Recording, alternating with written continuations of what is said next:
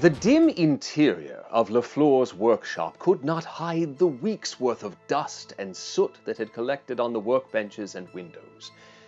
Holmes noted an unusual spot on one of the tables, and nearby something at the base of the carriage house door also caught his attention. While Holmes examined the workshop, I scouted the carriage house. Trying the door, I found it unlocked. Inside was a small carriage and stall, but no horse. The carriage looked nearly new, which comported with LaFleur's hermit-like work style. There was a large compartment attached at the rear like a massive chest, no doubt for LaFleur to store his materials and prototypes during delivery. His name and that of his business was drawn across the lid in flowing script. We've but one more stop here, Watson. I believe it is time to talk to the neighbors. Back on the main street, Holmes led us to a pleasant enough-looking public house by the name of the Two Pegs. Inside, the place was nearly empty except for the most dedicated of drunks and a handful of locals taking a late lunch. The bartender greeted us with guarded pleasantness, while a nearby drunk regarded us as the coming of two old and generous friends. Are you looking for Paul, sir? Only a pint of information, barkeep. Do you happen to know Ronald LaFleur? You're looking for LaFleur? LaFleur, yeah. I know him. Me and Mr. Flowers is his best mates, yeah? Best mates? Probably went to school together or something. I imagine. Don't remember.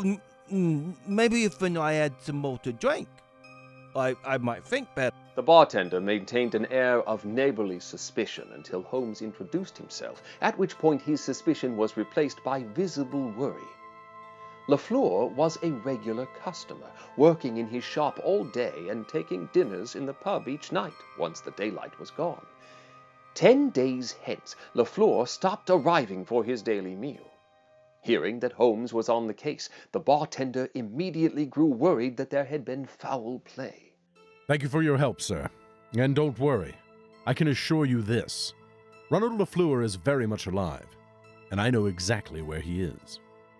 Upon hearing LaFleur's residence, Holmes sent for Lestrade, bidding him to meet us at the Baker Street flat, bringing with him LaFleur's plans and drawings he had received from Lord Berkton. Lestrade arrived and handed him the sheaf of papers. Holmes examined them, comparing them to what he had received from Madame Broussard. I would be too optimistic if I assumed you'd ask me here for my help. Quite right, Lestrade. I have one final question for you. Before you answered the call this morning to investigate the Game Topper's burglary, had you ever previously met Lord Berkton? I can't say I have, Holmes. I've only read about him and that Game Topper company in the Times. Lestrade, you have given me the final clue I needed. It is time to return to the scene of the crime. Arriving at Game Topper's Enterprises, Holmes led us around the building to a dock and loading platform. Had the factory been running at full capacity, no doubt this area would have been busy with laborers, carting pallets of product to wagons and ships, to be hurried off elsewhere in London and beyond. However, today the dock was empty, the only sound the Thames slapping its oily waves against the slick green stone of the embankment.